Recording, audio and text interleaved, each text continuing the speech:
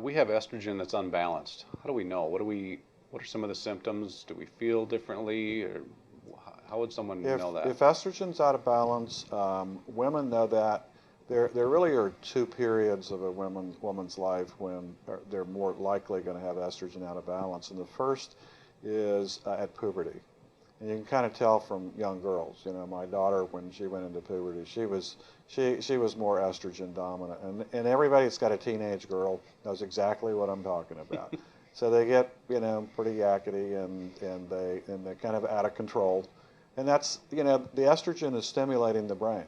It just gets overstimulated, and there's not a good balance there. Progesterone is the balance for estrogen, and early in puberty you start making estrogens in spurts, and you don't make as much progesterone to balance it, because that's the calming hormone that hits GABA receptors in the brain and has a calming effect in the brain. So you see that at puberty, and you see it again right at menopause, when the brain and the ovaries are miscommunicating at that point in time, and women tend to make too much estrogen at that time, but they make it in spurts. So there's this big increase in estrogen, and then it drops down. So they're going to have estrogen dominant symptoms and estrogen deficiency symptoms within a couple of days of each other. This is the perimenopause period, and it's age 45 to 55. And that's the period also where the excessive estrogen is associated with increased risk for fibroids, increased risk for overstimulation of the uterus, and so it's when women usually have to have a hysterectomy because they have bleeding problems. They get fibrocysts in the breast. It overstimulates the brains. Everything starts to go off at that time. There's an increased risk for breast cancer. You see the rate increase in breast cancer really goes up at that time, because and it's closely associated with excessive estrogen. So that's, you know, that's not the angel of life at that point.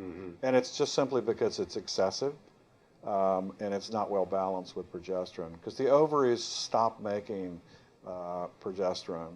You know, they'll make a little bit, so the woman will ovulate, and then she'll produce estrogen, and then she won't make as much progesterone. That's why, you know, a woman will have her menstrual cycles up until age 50, but between 40 and 50, she's very unlikely to get pregnant, because she's making plenty of estrogen, but she's not making enough progesterone.